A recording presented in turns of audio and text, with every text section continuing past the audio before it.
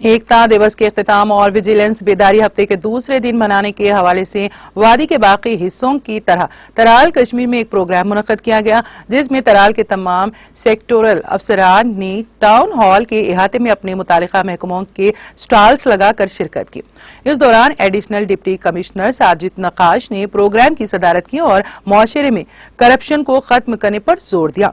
इस दौरान शुरा की जानिब से भी ये अहद किया गया कि वो मुआशरे में करप्शन को खत्म करने के लिए अहम रोल अदा करेंगे।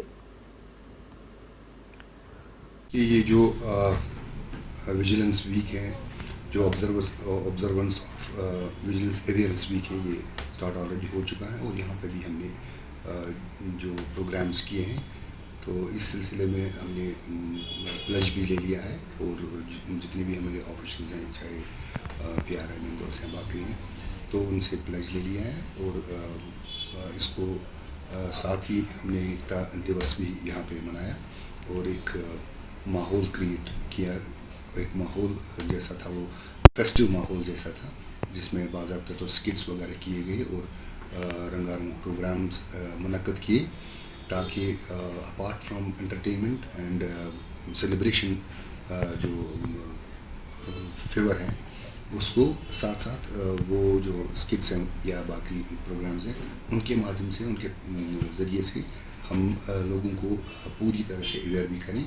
Regarding commitment towards this corruption free society. और दूसरा ये जो एकता दिवस है, उसमें ये भी हमने अपना मौक़िफ़ रखा था कि हम ये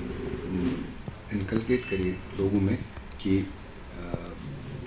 what are the harm effects of this corruption। और दूसरा ये है कि इन स्किट्स के ज़रिए से हमने इंफॉर्मेशन डिसमिनेट की लोगों तक कि जितने भी प्रोग्राम्स गवर्नमेंट ऑफ इंडिया की तरफ से यहाँ पे इम्प्लीमेंट हो रहे हैं, फ्लैगशिप प्रोग्राम्स हैं, उनसे लोग कैसे फ़ायदा उठा